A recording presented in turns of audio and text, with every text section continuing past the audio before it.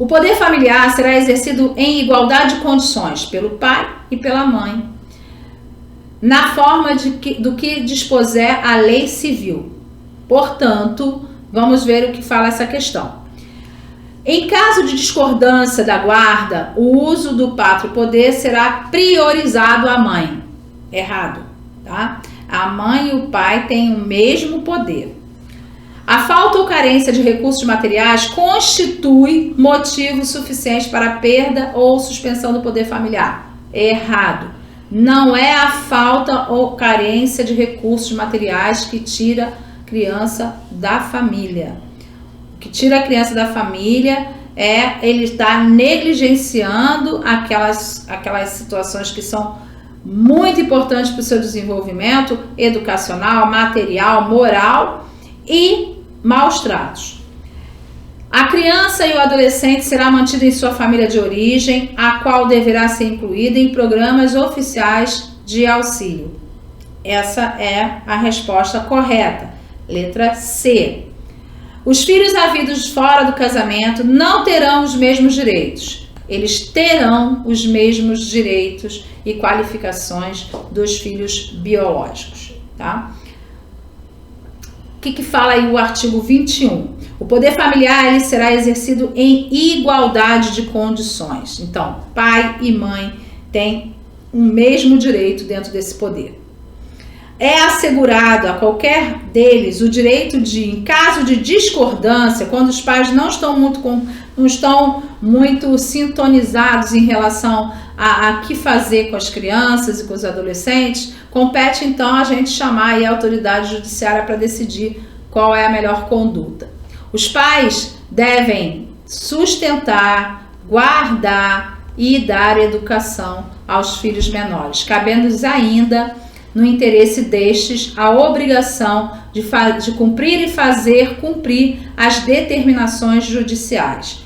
Pai e mãe ou responsáveis têm direitos iguais e deveres e responsabilidades compartilhados no cuidado e na educação da criança, devendo ser resguardado o direito de transmissão familiar das crenças e das culturas, assegurando o direito da criança estabelecido nesta lei. Então, quer dizer que se uma criança chega na escola, ela é de uma determinada religião e ela tem algumas restrições por conta dessa religião, a escola precisa acolher essas crenças e essas culturas e não colocar essa criança em constrangimento e muito menos impedi-la de entrar na escola por conta de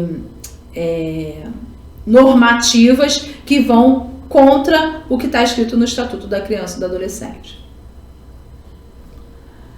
Questão número 60. Em se tratando de família substituta da criança adolescente indígena ou proveniente da comunidade remanescente do quilombo, adolescente maior de 16 anos de idade, será necessário seu consentimento e de sua família de origem para a colocação de família substituta. Qual é a idade que eu preciso ter o consentimento do adolescente? 12 anos e não 16 anos. Então, aí esse item está errado. A intervenção e a oitiva de representantes do órgão federal responsável pela política indigenista,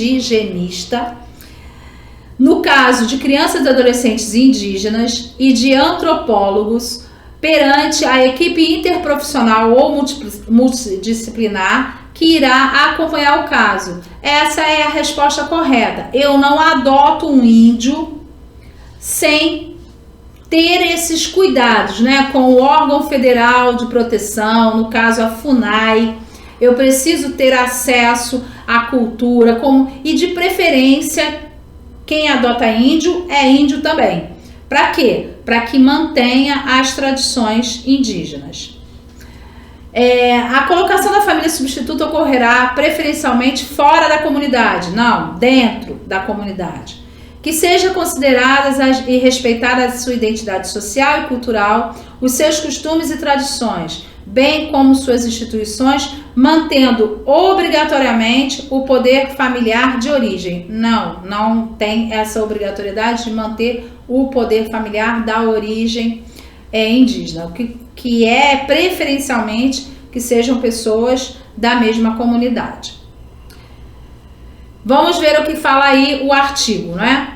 Em se tratando de crianças e adolescentes indígenas ou provenientes de comunidade remanescente do Quilombo, ainda é obrigatório que seja considerada e respeitada a sua identidade social e cultural, os seus costumes e suas tradições, bem como suas instituições, desde que não sejam incompatíveis com os direitos fundamentais.